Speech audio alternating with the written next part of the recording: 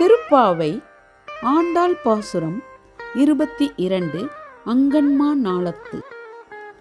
அங்கன்மா நாளத்து அரசர் அபிமான பங்கமாய் வந்து நின் பள்ளி கட்டிற்கீழே சங்கம் இருப்பார் போல் வந்து தலை பெய்தோம். கிங்கினி வாய் செய்த தாமரை பூ போலே செங்கன் சிறு சிறிலே எம்மேல் விழியாவோ.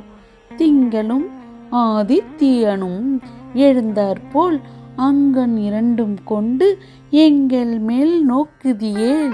எங்கள் மேல் சாபம் இழிந்தேலோர் எம்பாவாய்.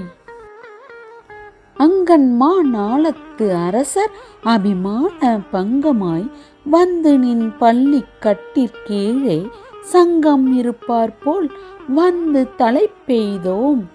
கிங்கினி வாய் செய்த தாமரை பூ போலே செங்கன் சிறு சிறிலே எம்மேல் விழியாவோ. திங்களும் ஆதித்யனும் எழுந்தாற்போல் அங்கன் இரண்டும் கொண்டு எங்கள் மேல் நோக்குதியேல். எங்கள் மேல் சாபம் இழிந்தேலோர் எம்பாவாய்.